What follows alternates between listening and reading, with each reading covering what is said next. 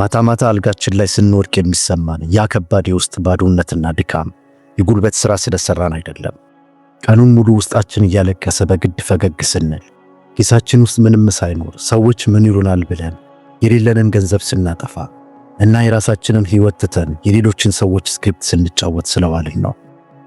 የዘመናችን ፈላስፋና ቢሊዮነር ኢንቨስተር የሆነው ናቫል ራቪካንት ይህንን የሕይወት ዘይቤ ሲገልጸው እንዲህ ይላል።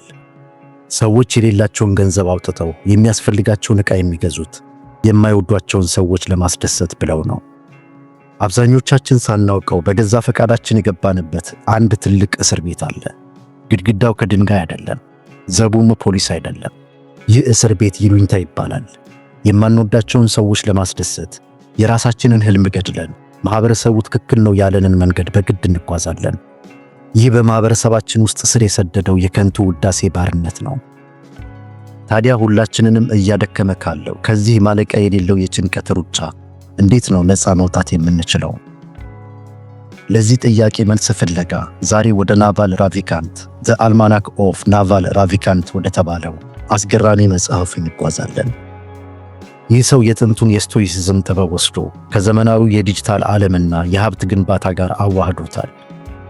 ናቫል በመጽሐፉ ላይ አንድ ትልቅ እውነት ይነግረናል። የሰዎችን ጭብጨባ መፈለግህን አቁም፣ ስምህን እርሳውና እውነተኛ ሀብትህን በዝምታ ገንባ።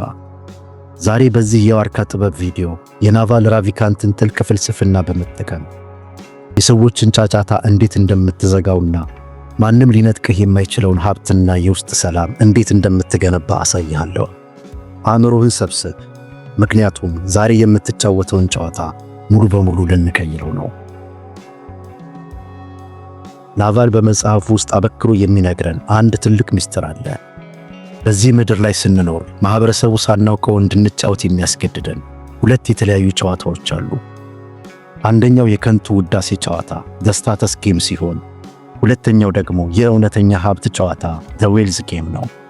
የከንቱ ውዳሴ ጨዋታ ልክ እንደ መርዝ ነው። ሰርግ ላይ፣ ሐዘን ላይ ወይንም ማህበራዊ ሚዲያ ላይ ሁላችንም የራሳችንን ስኬት ለማጋነን እንሞክራለን። በዚህ ጨዋታ ውስጥ አንዱ ከፍ ለማለት ግዴታ ሌላው ዝቅ ማለት አለበት።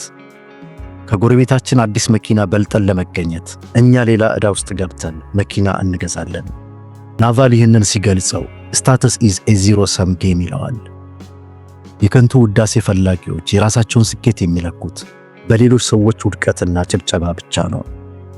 ይህ ሕይወት ማለቂያ የሌለው የንጽጽር እና የቅናት እስር ቤት ነው። ሁሌም ከጀርባችን ማን ቀደመኝ እያልን በጭንቀት እንኖራለን። ታዲያ መፍትሄው ከነሱ ጋር መጋፋት ወይም የኔ ይበልጣል ብሎ መጨቃጨቅ አይደለም።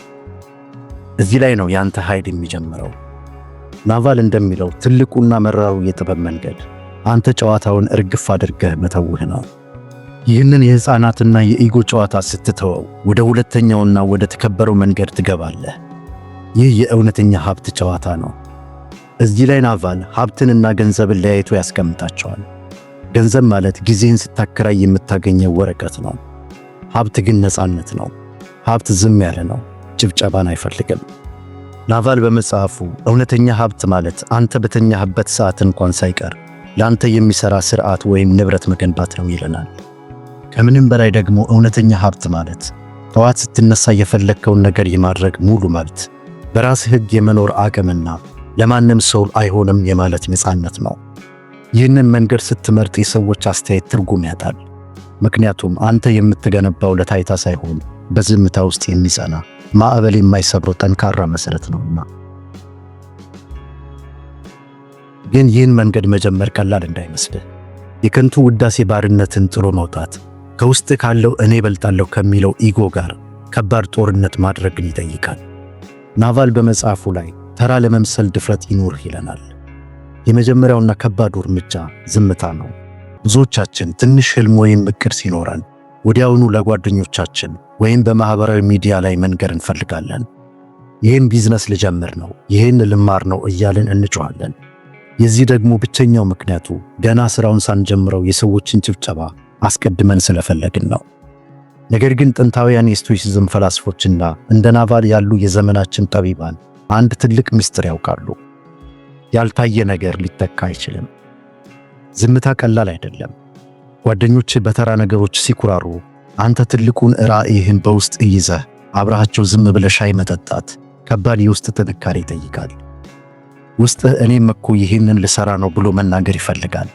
ነገር ግን ዓላማህን ገና ሳይበስል ስትናገረው የሰዎችን ቅናት፣ ጥርጣሬና መጥፎ ኃይል ትጋብዛለህ። አንተ ራዕይህን የምትነግረው ለሚደግፉ ሰዎች ይመስልሃል። ነገር ግን አብዛኛው ሰው አንተ ከሱ አልፈህ እንድትሄድ አይፈልግም። ስለዚህ ጋሻህን አንሳ። የምትሰራውን ሥራ፣ የጀመርከውን አዲስ ቢዝነስ፣ የምታነበውን መጽሐፍ በከባድ የዝምታ አጥር ውስጥ ደብቀው። ናቫል እንደሚመክረን ሰዎቹ አንተን ተራ ወደ ኋላ የቀረና ምንም የማይሰራ አድርገው እንዲያስቡ ፍቀድላቸው። አዎ ይናቁ፣ ትኩረት አይስጡ። ይህንን በግልጽ ስንናገር ብዙ ሰው ሊከፋው ይችላል። ነገር ግን ስማኝ፣ የሰዎች ንቀት ለአንተ ትልቁ ነፃነትህ ነው። ማንም በማይጠብቅህና ትኩረት በማይሰጥህ ሰዓት ያለምንም ተጽዕኖ፣ ያለምንም ይሉኝታ የራስህን ግዛት መገንባት ትችላለህ። ማንም ጣልቃ አይገባብህም። ይህ የብቸኝነት ጊዜ ማልቀሻ ሳይሆን ማደጊያህ ነው። ግን በዚህ ዝምታ ውስጥ ሆነ ከሰዎች ተገልለህ ምን ትሰራለህ? ዝም ብለህ መተኛት የለብህም። ትልቁ የሀብት ማሽን የሚሰራው እዚህ ዝምታ ውስጥ ነው። በዚህ ዝምታ ውስጥ የሸረሪትን ጥበብ መማር አለብህ። አንበሳ ጫካ ውስጥ ንጉሥ ቢሆንም ምግቡን ለማግኘት ግን በየቀኑ ማደን፣ በየቀኑ መድከም አለበት። ካላደነ ይርበዋል። ሸረሪት ግን አንዴ በልፋት ድሯን ትሰራና ተኝታም ቢሆን ምግቧን ታገኛለች። ናቫል በመጽሐፉ ይህንን የሸረሪት ድር ሌቨሬጅ ወይንም የጉልበት ማባዣ ብሎ ይጠራዋል። እውነተኛ ነፃነት ያላቸው ሰዎች ጉልበታቸውንና ጊዜያቸውን ለገንዘብ አይሸጡም። ከጠዋት እስከ ማታ በሰው ቢዝነስ ውስጥ ተቀጥረው ዕድሜያቸውን አይጨርሱም። ይህንን በግልጽ ምሳሌ እንየው። አንድ አናጺን ብንወስድ አንድ ወንበር ለመስራት ጉልበቱን፣ ጊዜውንና እንጨት ማጥፋት አለበት። 10 ወንበር ለመስራት ደግሞ 10 እጥፍ መድከምና ተጨማሪ ወጪ ማውጣት አለበት። የገቢ መጠኑ ከድካሙ ጋር የተቆራኘ ነው። የሥራ ጊዜው ሲያልቅ ገቢውም አብሮ ይደርቃል። ነገር ግን የሸረሪትን ጥበብ የተረዳህና ናቫልን ያነበብክ ሰው የምታተኩረው ኮድ ኤንድ ሚዲያ የተባለው ኮንሰፕት ላይ ነው። ይህም ማለት ዲጂታል ሀብት ወይም ዲጂታል አሴትስ መገንባት ላይ ማለት ነው። አንተ የሆነ ልዩ ዕውቀት አለህ እንበል።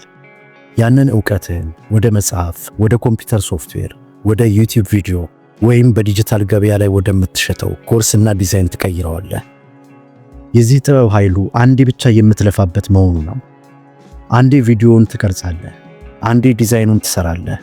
ከዛ በኋላ ተጨማሪ ወጪ ማውጣት አይጠበቅብህም። ተጨማሪ ጉልበት ማባከን አይጠበቅብህም። አንዴ የሰራኸው ዲጂታል ጥበብ ለ10 ሺህ ወይንም ለሚሊዮን ሰዎች ያለምንም ተጨማሪ ድካም ኢንተርኔት ላይ ይሸጣል። አንተ ተኝተህም ከቤተሰብ ጋር እየተዝናናህም ሲስተሙ ይሰራልሃል። ይህ ማለቂያ የሌለው የጉልበት ማባዣ ኢንፋይናይት ሌቨሬጅ ይባላል። እውነተኛው ሀብት ያለው እዚህ ላይ ነው። ወዳጄ ሆይ በዚህ ምድር ላይ የምትኖረው አንድ ጊዜ ብቻ ነው። ይህን አጭር ዕድሜህን ግድ ለማይላቸው ሰዎች ራስን በማስረዳት የሌለህን መስለህ በመታየት እንዲሁም የከንቱ ውዳሴ ባሪያ በመሆን አታባክ ነው። ይሉኝታን ከውስጥህ ግደለው። ማንም ቢያጨበጭብልህም ባያጨበጭብልህም በራስ መንገድ ላይ እውነተኛውን የነጻነት ሕይወት ኑር። ናቫል እንዳስተማረን የሰዎችን ጫጫታ ችላ በል። ዝምታን እንደ ጋሻ ተጠቀመበት። ልክ እንደ ዋርካ ዛፍ ስርህን በዝምታ አጠንክር። ሙሉ ትኩረትህን አእምሮህን ማሳደግና ተኝተህም የሚሠራ የዲጂታል ሀብት ሥርዓት መገንባት ላይ ብቻ አድርገው። የአንበሳን ደፋር ልብና የሸረሪትን የጉልበት ማባዣ ጥበብ አጣምረህ ስትይዝ ያኔ ማንም ሊነጥቅህ የማይችለውን እውነተኛውን የነጻነት ሕይወት ትጀምራለህ። ያኔ አንተን የናቁ ሰዎች ሁሉ በዝምታ የገነባኸውን ግዛት ሲያዩ ይደነግጣሉ። ይህ የዋርካ ጥበብ መንገድ ነው።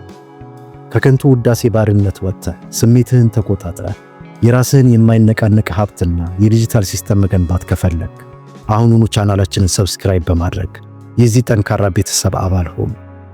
ዛሬ የትኛውን የከንቱ ውዳሴ እስር ቤት እንደምትሰብር ሐሳብህን በኮመንት ላይ አስቀምጥልኝ።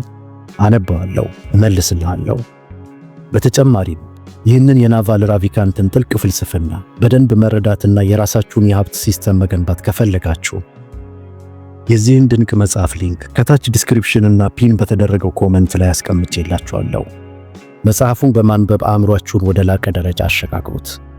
በቀጣይ ጥበብ እስከምንገናኝ ሰላማችሁን አሳልፋችሁ አትስጡ። አመሰግናለሁ።